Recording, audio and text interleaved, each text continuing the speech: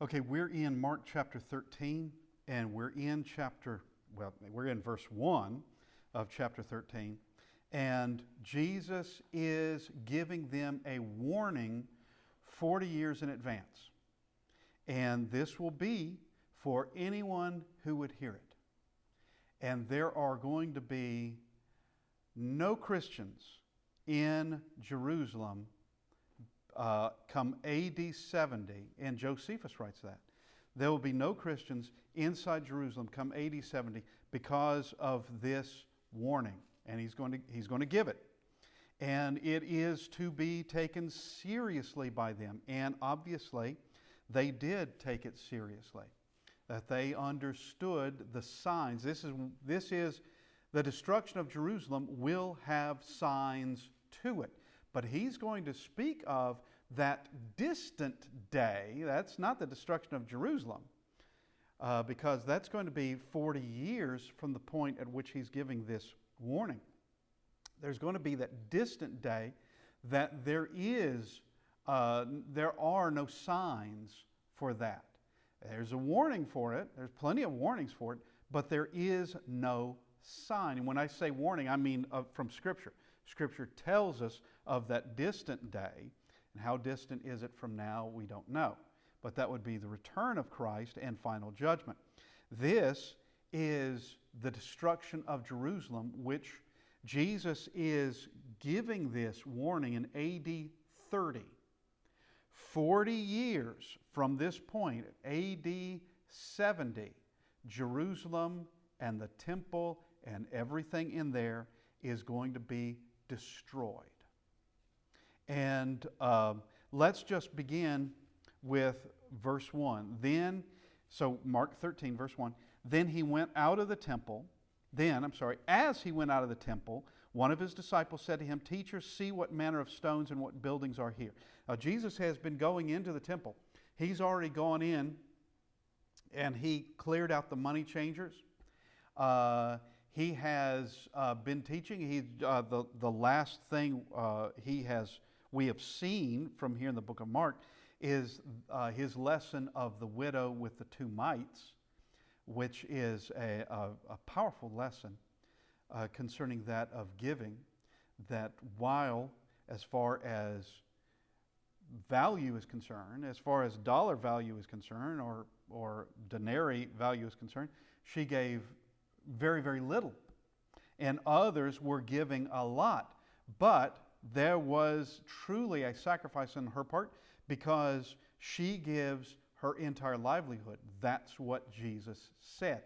The others are giving out of their abundance. She's giving her livelihood, which from his words there, verse 44 of chapter 12, for they all put in out of their abundance, but she out of her poverty put in all that she had, her whole livelihood, which means she doesn't eat until she works and gains more money. She doesn't eat. She gave everything. And God is looking for that kind of sacrifice. He's not looking that you have a very rich man putting in from his abundance, and that makes him better than this poor widow who's putting in just precious little. That doesn't make him better in God's sight. Matter of fact, she is showing the sacrifices far greater than these others. And now, coming out of the temple, one of his disciples said to him, "Teacher, see what manner of stones and what buildings are here." This has been an ongoing project, and it began before Christ was born, and it's going to continue actually after he dies. This is a continuation of Herod's expansion of the temple. And this is actually still the second temple. First temple, of course you have the tabernacle first, then you have Solomon's temple, then you have the temple that was built in Ezra and Nehemiah's day. And this is a continuation of that temple, but Herod the Great, wanting to appeal to the people, went to expand the temple, because there were numerous things that Herod did that made him hated by the people. There were numerous things he did. One was that of killing infants, trying to be rid of the king of the Jews. That's just one thing. There are numerous other things that the Jews did not like concerning him, or many of them did not like. And so this is, when he did things, it could be said, when he did things big. And so this is a continuation of this project. It's not through yet, but it's significant. And but see what manner of stones and what buildings are here. Now, I want us to look. This is the best we've got as far as what the temple looked like, and the temple complex, I should say. And I'm not going through this entire video, but we are going to see a little bit. Now, let me just point out some things. Of course, all of this is the temple complex, and this is the temple proper. In this area is where the priests would be, and then priests in here, and of course the Holy of Holies in the very, very back of it. That's only the high priest. And of course you're seeing Jerusalem off in the back. What you can't really see are the walls of Jerusalem. Here is part of it rounding that corner, and there'll be another part off the corner of this. There is no way to get in Jerusalem except by way of some gate in a wall. There's no way to get in. And now I want you to notice that, and maybe you can see it, maybe you can't, but there are tiny specks in here. Those are people. This is a huge place. This is big. And this is the place that the Romans are going to dismantle. And when Jesus, and he's about to say it, when Jesus says, not one stone will be on another, that would be an astonishing thing. You see something this big, this strong, and he says, not one stone will be upon another. That's astonishing, because with the Romans, and we've made mention of it before, the Romans noted that Jerusalem was hard and the temple was harder. If you'll notice, you basically have an enormous castle. That's what you've got. You've got this enormous fortification, and that's what it is meant to be. For one big reason, but it's not the only one, but there's a big reason, is because this is a sacred place. They don't want just anybody walking in there and doing what they want. They want to be able to close it down. And so they are able to do that. And they don't want just Romans or Greeks or just anybody wandering in doing whatever they want. They close it down. But there's another thing as well about the temple. The temple, you want to heist, that's the ancient place to heist. That is it. This place is full of money. Of all the places in Israel, this place is full of money. And that is from the treasury. The treasury was no small thing. And there are going to be enormous works done by the Roman Empire because of the destruction of Rome and the wealth that they discovered in places like the temple. The Roman Colosseum, which has, of course, been in ruins for years and years, but the Roman Colosseum, which was an extraordinary place of cruelty. I can't imagine a people that bloodthirsty, but they were. And but it was built from some of the revenue taken out of here. Some of the revenue from what they took. And when I say some of the revenue, I mean, what I do mean is that the Roman Colosseum was built entirely out of this money. But all the money that came out of here was far more than just building a Colosseum. It was a lot more than that. But this, if you notice, this is a fortress inside a fortress with other fortresses. You have two towers over there, and this is real. Now, this is a best depiction that we can have today. The best sort of depiction we can have today. But yeah, the Romans talk about having to take those towers. They had to. That was one of the first places, once they got past the outer walls, they had to take those towers, because that is going to give them a fortification inside this. But you have, like I said, a fort inside a fort, and these walls are not small, and they are difficult to breach. Very, very difficult. And you have, obviously they can be defended from here at the top by archers or slingers, and they did. And what the Romans had to do, it was a practice that they had to in Jerusalem, especially because of all the walls, the outer walls of Jerusalem, plus here at the temple, they had their own catapults. The Romans did. And they weren't enormous boulders that they were sending. Actually, they were smaller stones. And they would just take pot shots here at the top of the walls, and just a steady barrage there at the top. And that kept the top clear, because if you're an archer, you don't want to be hit by one of those things. And so it kept the top clear, so they could continue doing the work of trying to get through the walls. And there are in Jerusalem lots of those stones that have been found in and around Jerusalem. A lot of those stones, and they recognize them. They're a certain size and quite often a certain shape. And you can also see from some of these ancient things that have been found in archaeology of where it was hit by one of these stones. This is an enormous place. Now, I'm just going to go for a little bit, and we're going to do a cut, and let's stop right there, because now we see more of this complex and how big it is.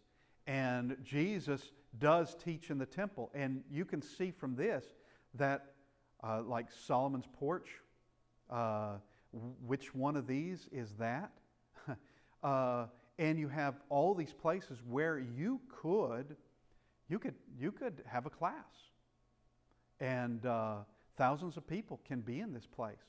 And you can have multiple people preaching throughout or teaching throughout this entire complex.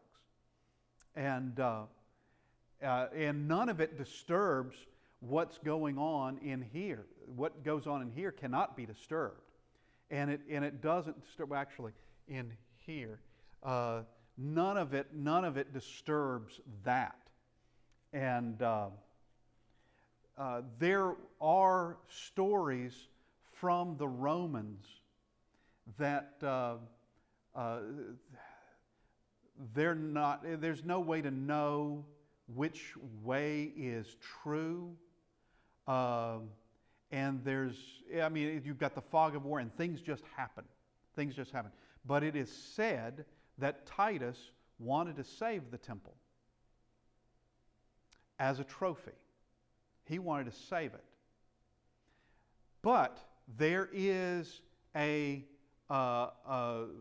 somewhere in the writings, and it's from the Romans, that he decided it's costing him too many men to save the temple, because and I'm talking about this, because it's being defended, and it's being defended well, and they're going to have to do some serious damage to it to be able to capture it. And now here's where it gets blurry. Did he say that? Did he say, it's costing me too many men, let's just take it to the ground. Let's just bust our way through it. Or there's another story of where his men became very angry and they wanted to burn the thing down. That his men became angry.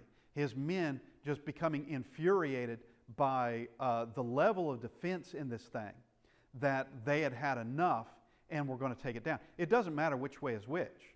The fact of the matter is, what Christ said would happen, happened. We'll just go a little bit further. It's going to do a cut. Now we're inside the temple proper. And in this area, only men could be in here. And that would be Jewish men only. And you could not come in to even get close to this area except that if you're a Gentile. You couldn't get close to this area. And now we come into the area of the priests and where they're making their sacrifices. And then we go inside. And this is as far as I want to get in it. But, matter of fact, we'll just go ahead and turn off our projectors because it's going to turn off anyway. So, when this disciple says, what manner of stones and what buildings are here, it's an impressive place. It's impressive. It would be something to be proud of. But then Jesus says this, and Jesus answered and said to him, this is Mark 13, verse 2, do you see these great buildings? Not one stone shall be left upon another that shall not be thrown down. That's saying a lot. And it would be astonishing to think that would happen. Because you have great structures of the ancient world made of stone, and while they do erode and while they do tend to have problems, they crumble and do things like that, you still can see things like the Acropolis, or the pyramids, or the Colosseum itself, that you still see some of it at least still there. And but he says this is going to be dismantled. There's not going to be one stone left upon another. Of this temple, there's not going to be a single thing of where you'd say, all right, see those two stones right there? That's the temple. It's not going to even be that. And the Wailing Wall that's in Jerusalem was not the temple. That was not the temple. The Wailing Wall was left by Titus for a reason. And it's General Titus, the Roman general, who it was his responsibility to take Jerusalem. And it was his dad. He was with his dad. It was his dad's job to take Jerusalem, but his dad became Caesar. And so he gets to go whisked away in the limo, or as we might say, Air Force One. He gets whisked away off to Rome, and it's left to Titus. And there is a story, and I do believe it's Josephus that gives it, that Titus came this close to being killed almost immediately. Jerusalem was packed with people. Now, as I said, the Christians weren't there. They left because of the signs that Jesus is going to tell them, this warning. But Jerusalem is going to be packed, and it's going to be like a fire ant bed. If you've ever disturbed a fire ant bed, they're not coming out to rebuild. They're coming out to find who did that. And that is similar to what happened to Titus. Now, Titus is there to destroy Jerusalem. But they arrive, the Romans arrive outside Jerusalem, and just as a way of surveying the area. Titus and some of his men go on horseback. They're out of arrow range, but they're on horseback, kind of surveying the land and getting an eye on what's happening. And all of a sudden, a gate opens wide up, and out come men, and they mean blood. And they're coming out on horses, and they mean blood. And it was Titus barely escaped. Of course, he's running directly toward the Roman line, which is further out, because they've got to be further out until they figure out what they're going to do. But he's got to make his way to his own troops. And of course, the Jews defending Jerusalem, they're not going to go that far, because they'll know they'll be slaughtered. There's not enough of them. They can take care of a few men on horses. They're not going to be able to take care of an army. They'll be overwhelmed. And so they have to, once he is escaped, and it's obvious they can't get him, they go back inside. And Jerusalem is primed. And Jerusalem in AD 70, and I'm just going to take a little bit more time before we get to what Jesus said. Jerusalem at AD 70 was packed with bloodthirsty men. It was packed with it. Of zealots, and all, and zealots actually were in factions. There was more than one leader of the zealots. And you would have zealots that would see others as being dangerous and untrustworthy, and that is a bad man, and a threat to everybody. And Jerusalem actually was fractured on the inside, and one group wouldn't trust another group, but they all would unite. They all would unite against the Romans. They would do it. But if they could have an opportunity or had time enough to inflict harm on another group, they actually would do that. It was a nasty place to be in. But Jesus says, not one stone will be left upon another. There shall not be, that shall not be thrown down. Now we go to verse 3. Now as he sat on the Mount of Olives opposite the temple. So actually, our first view of Jerusalem that we just saw from there would have been kind of on, we didn't exactly start on Mount of Olives, maybe we did, but definitely making that turn coming in, we were like hovering over Mount of Olives. Opposite the temple, Peter, James, John, and Andrew asked him privately, tell us, look at these questions, when will these things be? And what will be the sign when all these things will be fulfilled? So they're asking two questions. When is this going to happen, and what are the signs of these things being fulfilled? Well, what things? He says, it goes to what he said in verse 2. Do you see these great buildings? Not one stone shall be left upon another that shall not be thrown down. All right, everyone would know in hearing that, if the temple is overthrown like that, what does Jerusalem look like? Because Jerusalem is going to defend that place heart and soul, with tooth and claw. They're going to defend that place tooth and claw, and they do. So they want to know, when will these things be, and what will be the sign when all these things will be fulfilled? So the question as to, all right, when is the temple going to be destroyed, and what are the signs concerning it? Those are the two questions, and he's going to answer those two questions. Now he's also going to answer another one, but that's going to come later in the chapter. But let's go to Matthew chapter 24. Matthew 24, because we're going to see something else. Okay? that Matthew records. Mark doesn't record, but Matthew does. And we'll start in verse 1 there, Matthew 24, verse 1. Then Jesus went out and departed from the temple, and his disciples came to show him the buildings of the temple.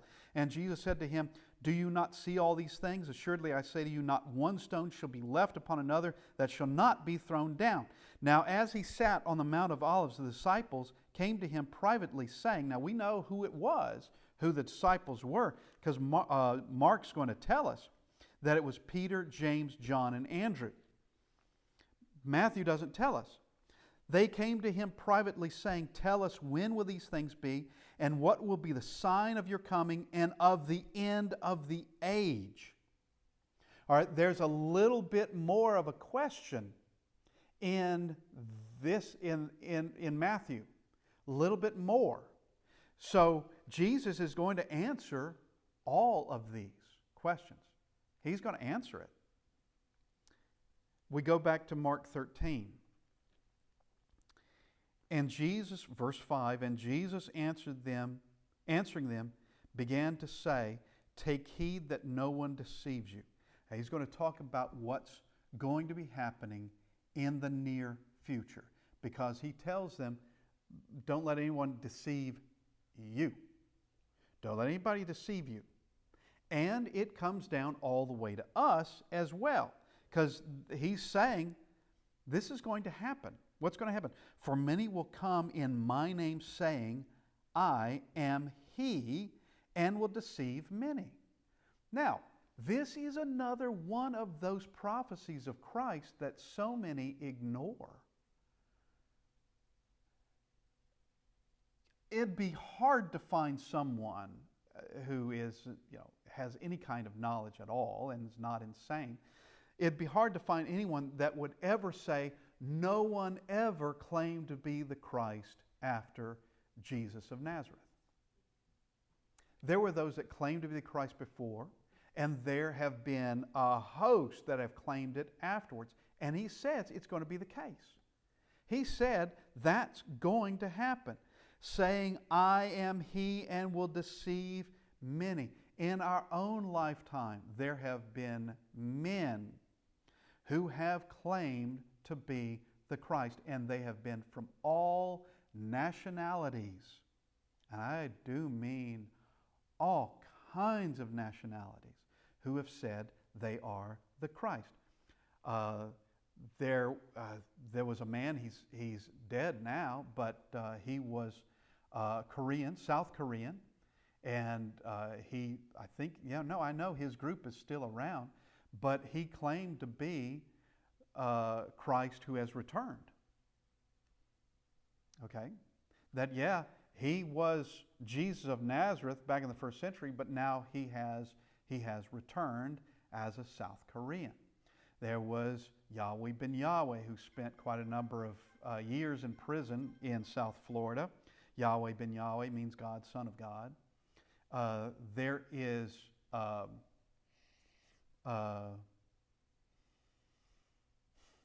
trying to remember his name now. He's still alive today. Louis Farrakhan.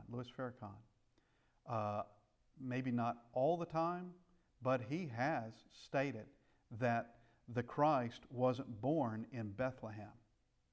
The Christ was born in the town he was born in. And that was a claim that he was the Christ. Now, I don't know that he maintained that all the time. You can't tell about some people. But he claimed to be the Christ at least at one time. And there are numerous others that make this claim. And Jesus says that's going to happen. As a matter of fact, it's going to happen all the way through time. But it's going to start happening in the lifetime of these disciples. Take heed that no one deceives you, for many will come in my name, saying, I am he, and will deceive many. But when you hear of, look at this, when you hear of wars and rumors of wars, do not be troubled, for such things must happen, but the end is not yet. For nation will rise against nation, and kingdom against kingdom, and there will be earthquakes in various places, and there will be famines and troubles. These are the beginnings of sorrows. So he's talking about things that are going to happen in the future, and this is an assurity. Wars are going to continue. Earthquakes are going to continue. Famines are going to continue. Troubles are going to continue. He's saying, and false Christs are going to continue. He's saying these things are going to continue to happen. But these aren't the signs. Because he said, don't be deceived by these things. These, for many will come in my name. All right. When you hear of these things, the end is not yet. These aren't signs. These are things that are going to be troublesome, but they're not signs. Now, you have the Jehovah's Witnesses, who will they say, they will say that verse 8, for nation will rise against nation and kingdom against kingdom, they will say that is World War I. And I will say, you're right, that does describe World War I, but it also describes wars prior to World War I. Many. And they will say, no, have you ever heard, it was called the Great War. Yeah, it was called the Great War. Have you ever heard of so many nations coming together and warring? And I will say, well, I know of where many nations came together in Genesis. Matter of fact, the first war that's ever depicted, that's ever written in the Bible, had 5 kings against 4 kings. Is that nation against nation? Is that kingdom against kingdom?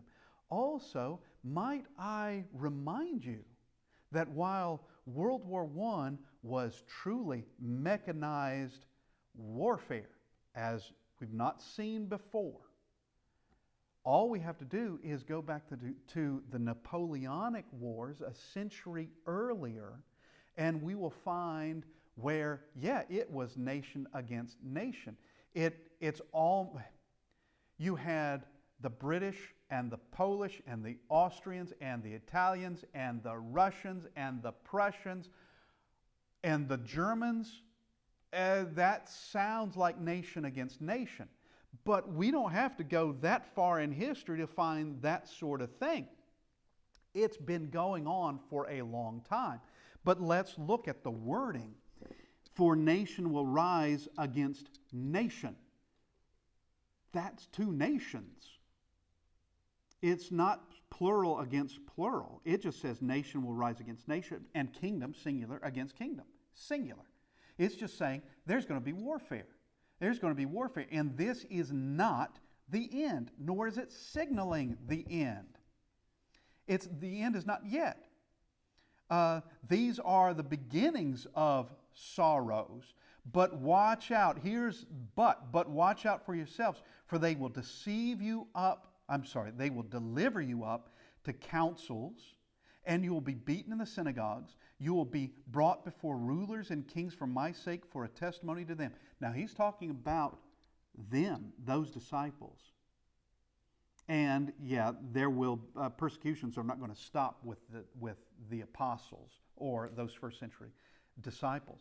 But he's telling them this is what's going to happen, and we read the book of Acts and we see that is what's going to happen. You will be brought before rulers and kings for my sake, for a testimony to them. Verse 10, and the gospel must first be preached to all nations, which Paul writes about that. The gospel is going to be spread around, and it's going to be going to places that would surprise you how far it went. Verse 11, but when they arrest you and deliver you up, do not worry beforehand or premeditate what you will speak, but whatever is given you in that hour, speak that, for it is not you who speak, but the Holy Spirit. Now, he's still talking to those apostles. This is what's going to happen to them. Now, here is concerning more trouble. Verse 12, now brother will betray brother to death, and a father his children, and children will rise up against parents and cause them to be put to death. And you will be hated by all for my name's sake. But he who endures to the end shall be saved. Here are these persecutions that are going to happen in the near future. In the near future. Verse 14. So, when you see the abomination of desolation spoken by Daniel the prophet standing where it ought not, let the reader understand. Then those who are in Judea flee to the mountains. Here is the warning, and here is the first sign he gives. Because up unto this, he doesn't say flee to the mountains. He doesn't say anything concerning Judea or anything concerning Jerusalem, really, except that of they're going to be delivered up to councils and the whatnot. But up until we get to verse 14, he's bringing out a prophecy from Daniel and talking about the abomination of desolation spoken by the prophet Daniel, standing where it ought not, let the reader understand. When I see something like that, let the reader understand, I better look back to the book of Daniel and find out what this means, especially if I don't understand. Especially because it's telling us what Daniel spoke of, what Daniel wrote in Daniel chapter 9. Let's go to Daniel chapter 9. This is the 70 weeks prophecy. This is what Gabriel gave to Daniel. And it's the 70 weeks prophecy. And it is a countdown to extraordinary things. It's a countdown. And this is, we'll just begin in verse 22. And we're not going to deal with all the things concerning all the ins and outs of the 70 weeks. But we need to mention enough. Verse 22, and he informed me and talked with me and said, O Daniel, I have now come forth to give you skill to understand. At the beginning of your supplication, the command went out, and I have come to tell you, for you are greatly beloved, therefore consider the matter and understand the vision. 70 weeks are determined for your people and for your holy city to finish transgression, to make an end to sin, to make reconciliation for iniquity, to bring in everlasting righteousness, to seal up prophecy, to seal up vision and prophecy, and to anoint the most holy. All that is going to happen in 70 weeks. Now, we can know that the 70 weeks can't be literal 70 weeks. We know that. It can't come to that. Because the life of Christ is more than 70 weeks. 70 weeks is a little over a year. Okay. 70 weeks is not that long. So there has to be another meaning behind it. All right? How many? You have 70 weeks, so it's really 70 sets of 7, which is actually what the Hebrew says. 70 sevens. Not 77, but 70 sevens. 70 sets of 7. Of 7 what?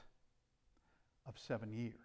70 sets of 7 years. So, okay, why would we calculate time in such a way? Well, that's nothing new, actually. Nothing new. 7 years is, that's like, how many years of famine were there? 7 years. How many years of plenty prior to that? 7 years. So, regardless, here is this. 70 sets of 7 years is what? That's 490 years. 490 years, this is what's going to happen. In 490 years, this is a countdown of what's going to happen. And in that 490 years, and this is a small window of time, but it's going to be made even smaller. If you all remember that lesson that it's been a while since I've done it. I guess I need to do it again. But it shows that small window of time. That's not the 490 years. It's only a section, little tiny section of those years. That if the Christ is not on this earth by then, doing his duty, he's not coming. If he's not here by that time, He will not be coming at all. The whole thing falls apart. But if we find that someone did come in the right point in time and these things did happen, we know that Gabriel told Daniel the truth. Daniel has written it down for us in truth, and it's been brought down through time. Now, can this be faked? The answer is no, it can't be faked. How do you know that? Because of ancient texts. From the Septuagint, which we know was translated 250 BC, 250 years before any of this is going to happen.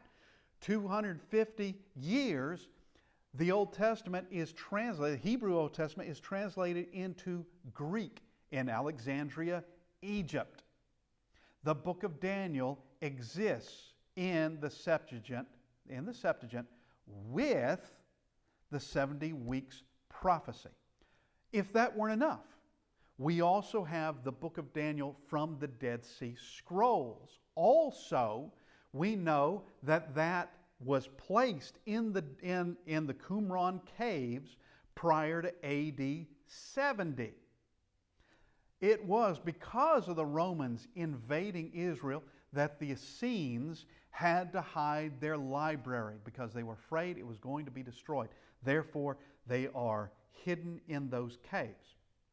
And by the way, those caves, in that area, there are literally thousands of caves. And they have not all been explored at all. Matter of fact, some of them have been sealed up because of cave-ins and whatnot. And they may hold more things yet. And they do discover things periodically in those caves. Nevertheless, let's go back. So here we are, Daniel chapter 9, verse 24. We have the 70 weeks being determined, and all these things are going to happen. And these are no small things. To make an end of sin or sins, how is that done? Except that we have, let's go to Genesis chapter 3. Genesis chapter 3, verse 15. And I will put enmity between you and the woman, and between your seed and her seed. God is speaking to the serpent. He's speaking to Satan. He shall bruise your head, and you shall bruise his heel. All right? How is this? How are these things connected? It is the solution for sin. It's the solution for sin. Here's the first prophecy concerning the Messiah, here designated as the seed of woman. That is her seed, and it's a he. He shall bruise your head, and you shall bruise his heel. All right, here is this prophecy. Now we see from Daniel 9, verse 24, here's a prophecy of the when. When is it going to happen? It's going to happen in somewhere in these 490 years. Somewhere in this. All these things are going to happen. All these things are going to happen. And note, it's not giving these things in verse 24 is just a summation of the things that are going to happen during that time. It's not giving them in chronological order. It's not giving them in that way. For your people and for your holy city, to finish the transgression, to make an end to sin, to make reconciliation for iniquity. All those three go together. To bring in everlasting righteousness, that goes together. To seal up vision and prophecy, and to anoint the most holy. These are things that are going to be happening. Now, verse 25. Know therefore and understand that from the going forth of the command to restore and build Jerusalem, until Messiah, the Prince, until the Christ, there shall be 7 weeks and 62 weeks. The streets shall be built again, and the walls even in troublesome times. So he is saying, from the order to rebuild Jerusalem, from that order until Messiah comes, you have 2 sets of weeks here. You have 7 weeks and 62 weeks. That's 69 weeks. All right? That's not the whole 70 yet. That's not the whole 70. But we have, these things are going to happen. These things are going to happen.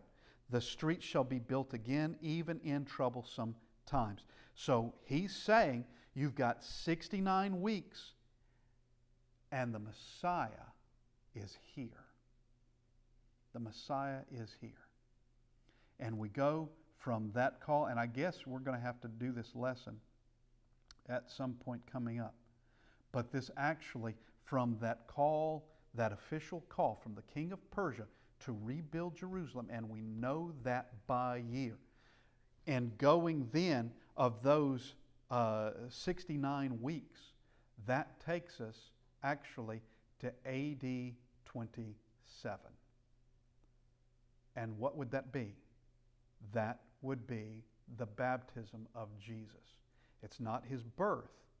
It's not talking about his birth in this. This takes us to AD 27 of where he is brought upon the scene. Until he is age 30, all right, and understand I'm going to be talking about some years in this that aren't going to match with commonly accepted years. You're going to say you're off by 3 years, it seems, because if he's born in AD 1, the year of our Lord 1, then wouldn't he have started his ministry AD 30? Our calendar is off. Okay. And I personally, and it's because of the 70 weeks prophecy, I personally believe that our calendar is off, and that he was 30 years old at AD 27, and he died on the cross AD 30. Now, if we disagree by a matter of 3 years, it's not going to matter. It doesn't matter with me. But it's not original with me either. Matter of fact, the Apologetics Press timeline has Christ being crucified AD 30 because they see the same thing. And that this is showing us specifically from these two times when he would put an end to sin and when he would come upon the scene.